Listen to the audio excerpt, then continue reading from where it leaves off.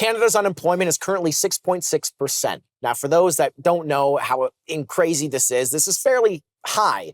During COVID-19, we saw 13% unemployment, and we certainly, at least I know, how that felt. Now, why does this matter when you're talking about housing?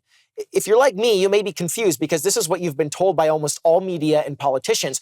We're short on skilled labor. Bring in more skilled labor. I see you guys nodding your heads. Thank you. Well, we brought in 405,000 immigrants in 2021 and so many more after that, with around 60% of these immigrants being skilled workers, or so we were told. My biggest question is, why are we then still 93,000 jobs short in industry struggling to fill nationwide?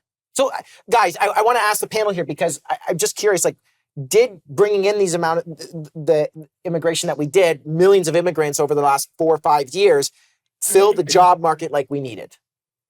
It did and it didn't. Because now, okay, so it didn't, and now we're seeing a lot of those people now, they're not going to be able to continue their temporary work, or they're not going to be able to continue working. Leaving. Well, they're not leaving, they're being deported because now their work permits are starting to expire. But one thing one crucial thing, though, you left out of there is the record number of international students we brought into the country that exacerbated housing costs in major urban centers, even places like Niagara. Pause really quick. Give me a quick 15-second rundown of how international students would raise the price of housing, because that's not something that's so common knowledge. Okay, so you have 10 apartments and you have 100 international students. What happens? Demand. Yes, it's $2,000. I'll give you $2,500. I'll give you $2,600. By the way, we have used international students as a way to fund the vehicle that is our post-secondary institutions, which I think is a crying shame in this country. I don't want to get into that. No, but that's why we brought them in, by the way. So one of the things, I actually spoke to two manufacturers I had lunch with because I was doing this, and they said, don't quote me on this, but 95% of the applicants we get for manufacturing jobs are Indians, and they're not skilled labor. Okay. So I guess, like, what's the disconnect here? Because I actually did think that we brought in a lot of skilled labor. At least I know with the age group that we did, it's about 20% higher than what we did in the 80s. I think it's a percentage game. Like you said, we're bringing in 2024, we're going to bring in about 1.5 million people and about 500,000 permanent residents. So which cohort are you choosing from, right? So if you're just choosing from the 500,000, then you got 100,000 people that would meet that threshold. But you still have 1.4 million people that are now here that don't meet those qualifications. So now you're driving housing prices. You're breaking down infrastructure. Oh, I see, because they don't have work. Correct. But when you bring that many more people in, you need to provide more infrastructure to support these people. So you need to create more jobs, which makes sense. Right. But we're outpacing it with too many people. That's the issue. So it's the idea that there's too many people, which I think people get. One of the questions I have, though, is should we be more focused on Canadians filling these jobs than just the jobs being filled in general? 1,000%. Okay, so wait, 1,000% to what? Yeah, we should with Canadians. Sorry, I apologize. You should be trying to fill the jobs with Canadians. Look, we're already one of the most, if not the most multicultural, multi-ethnic countries in the world. So this isn't about xenophobia or anything else, but take care of Canadians first. That's your job. Anthony?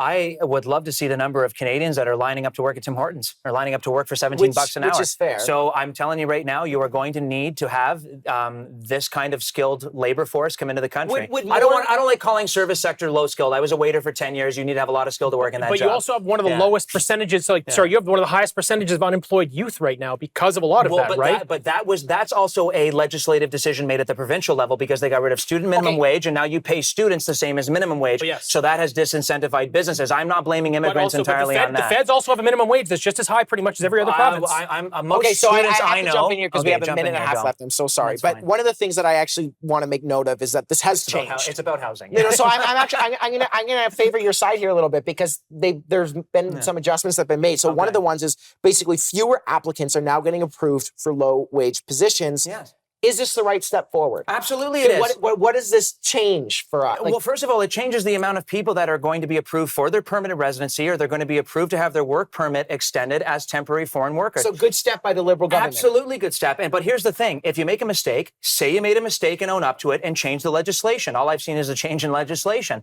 I think that would be a nice outreach to the public in the country. But and I know people don't like that I use this, coming out of the pandemic, I think everybody's hairs were standing up on their head, making really quick and rash decisions now that have had adverse effects on housing and the economy. Okay, so I would let you jump on that, but I have a point that I want to make about Japan.